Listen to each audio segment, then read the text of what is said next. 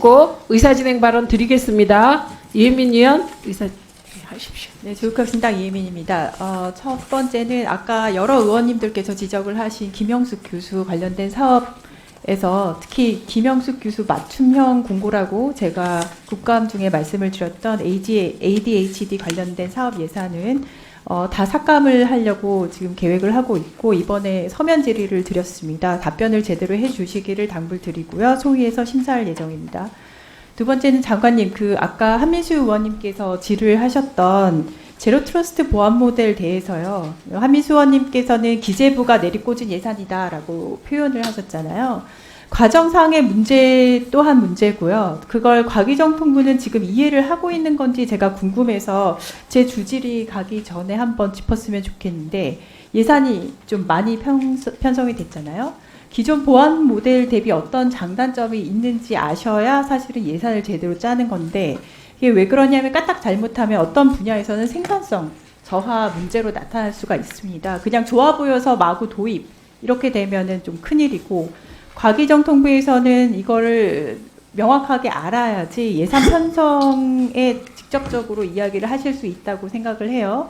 아까 봤더니 내역이 딱 뭉뚱그려서 2개로 나와 있는데 그 상태면 저는 예산 편성할 단계가 아니다. 이런 말씀을 드리고 싶습니다.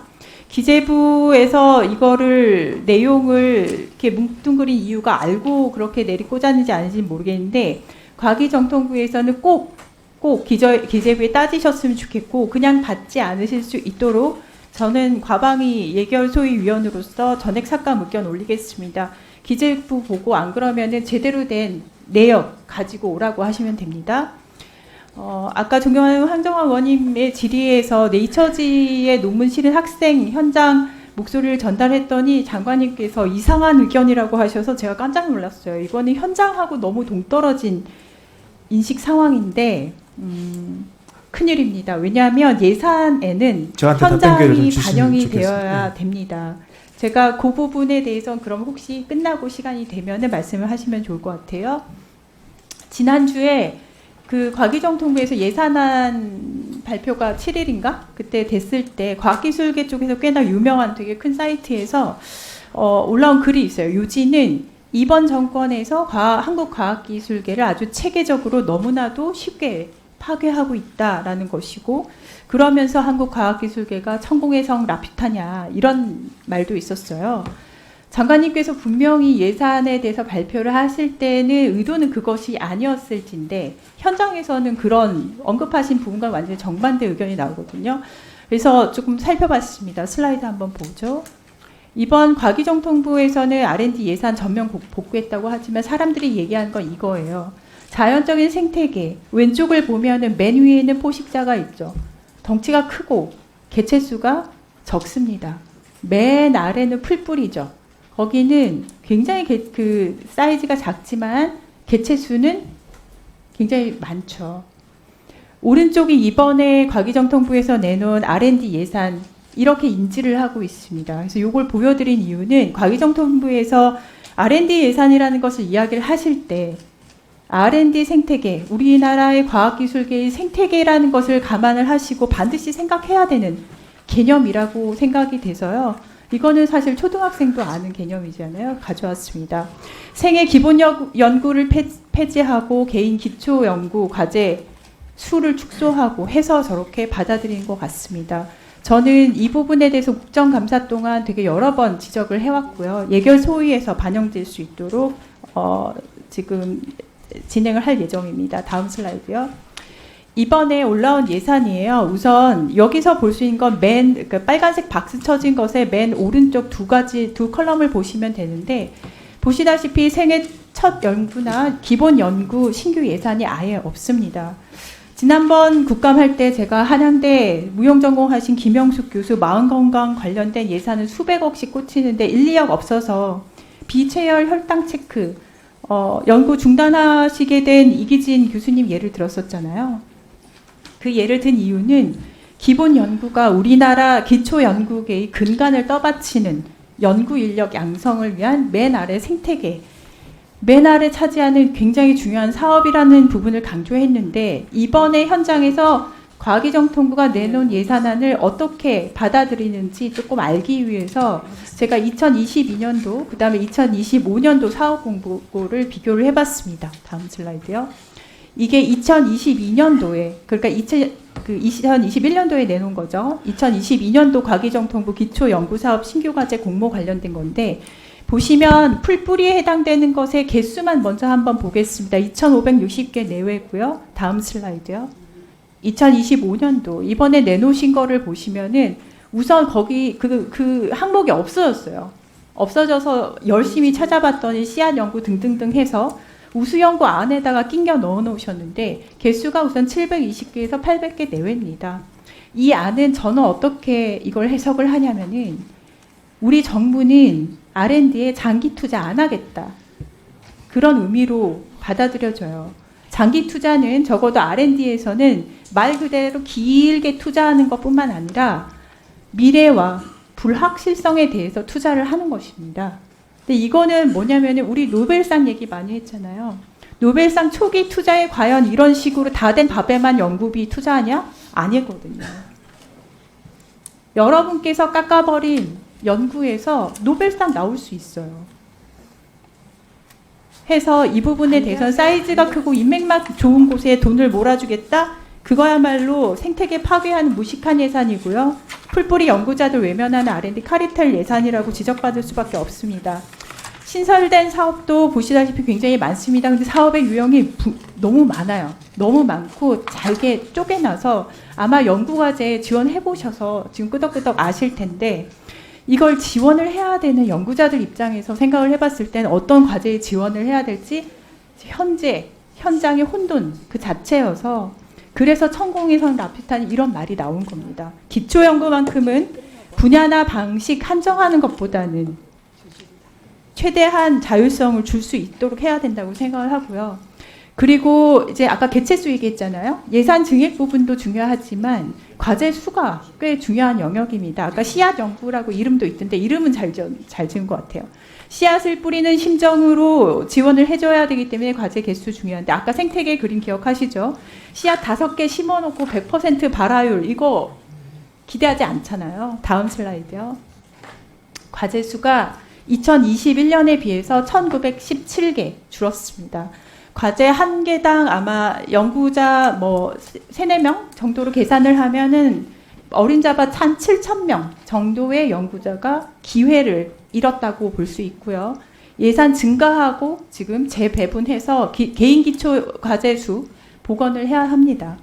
아마 새로운 장관님 오셔서 뭔가 새로운 거 신설하고 하면 업무 성과로 들어가게 되나 이런 생각을 하셨나 싶을 정도의 지금 예산안이고 장관님 이거야말로 장관님께서 챙기실 수 있는 그런 영역입니다. 업무 성과 내기 위해서 보여주기 식으로 예산안 짜면 안 됩니다. 이 부분에 대해서는 과방위 저희 예결 소위에서 꼼꼼히 들여다볼 것을 저도 예결 소위 위원이지만 정경용 과방위 예결 소위 위원장님께 요청을 드리고요. 그리고 시간이 있으니까 장관님 제가 전에 과학기술 생태계 복원 위해선 예산뿐만 아니라 평가 방법 또한 개선이 돼야 된다고 말씀을 드렸어요. 영상을 볼 시간이 영상 앞부분만 좀 틀어볼까요? 세워주세요.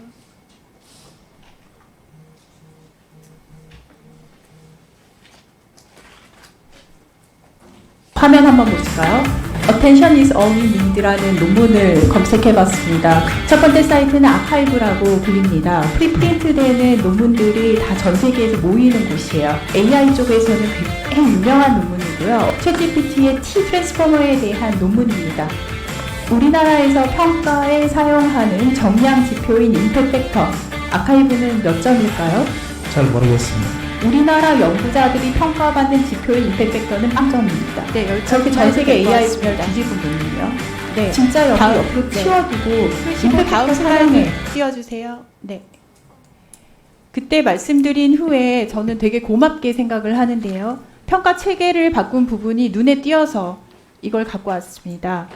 이건 정말 잘하셨다고 말씀을 드리고 싶은데 아이디어 중심의 평가, 그 다음에 연구자와 평가자 간의 쌍방간 심층 토론 평가 다 좋은데요. 문제는 도약, 계층, 리더 연구 이런 소수 사업에만 국한이 돼 있어요. 저는 기초연구 같은 경우는 불성실하게 하면 강력한 페널티를 주되 어느 정도는 풀어줘야 되는 그런 평가 방법이 들어가야 된다고 보고요. 이 부분은 평가는 결국 예산과 연결이 되기 때문에 말씀을 드렸습니다. 이 부분에 대한 개선안 가져오실 수 있으면 좋겠습니다. 이상. 예. 저한테 좀 답변 시간을 주실 수 있습니까, 위원장님께서? 네. 네. 2분 드리세요. 네네. 우리 전체 예산에서 과학, 소위 기초과학의 예산은 한 번도 줄은 적이 없습니다. 이거는 확실히 아셔야 됩니다. 이게 이제 기술 쪽하고 이제 계속 섞여가지고 자꾸 혼동이 되고 있고요. 또 과학자가 아까 그 어떤 분의 얘기 그런 조금 그 극단적인 얘기는 사실은 과학 쪽을 전공하는 분들한테 그런 얘기가 나오는 것은 조금 당황스럽다고 생각됩니다. 왜냐하면 그 생태계는 계속 유지되어 왔고 피해를 거의 받은 적이 없는데 이게 어떻게 그 사이언스 하는 분들 쪽에서 나오는가 이게 좀 의아스럽고 단지 이제 기술 쪽 분들이 많은 삭감을 당했고 그 중에 가장 큰 거는 소부장과 관련된 일입니다. 상당 부분이 그거는 당위성이 있습니다. 소부장 과제라는 게 그렇게 어려운 과제는 아닙니다. 단지 상업화가 어려운 거지 돈 벌기 어려운 거예요. 사실 그래서 그게 그렇게 장기적으로 할 과제는 그 성격상 아닙니다. 그런 쪽에서는 줄일 필요가 있는 것이 분명히 있었고요. 거기는 저도 동의를 합니다. 그게 사이언스 쪽이었기 때문에 제가 좀 당황한다 한 말씀을 드린 겁니다.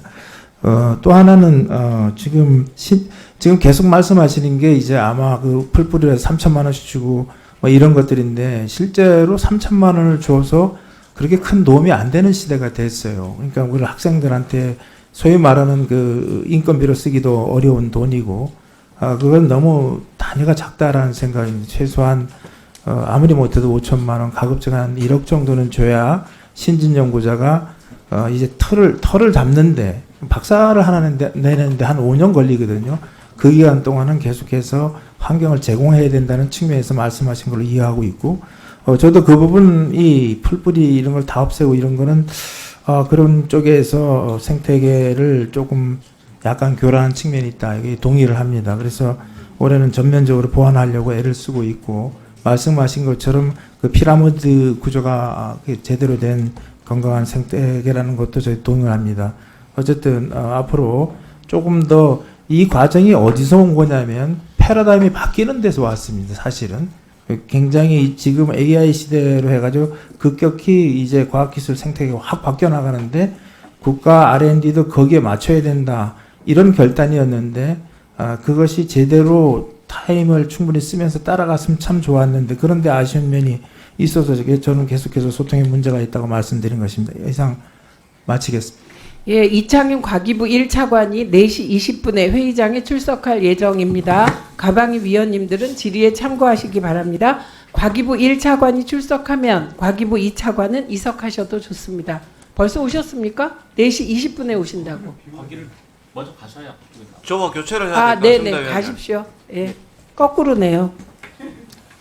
예, 그리고 정동영 소위위원장님께서 제안하신 안건을 의결할 가능성이 있습니다. 지금 여야 간사가 협의 중인데요. 결과에 따라 의결할 가능성이 있는데 이 건은 지금 주질의를 전부 마친 후에 30분쯤 후에 양당 각자 협의할 시간을 좀 드리고 정회했다가 다시 의결하도록 하겠습니다. 그러니까 위원님들께서는 정동영 소위위원장님의 요청의 건을 해결할 때까지 이석하지 말아주시기 바랍니다.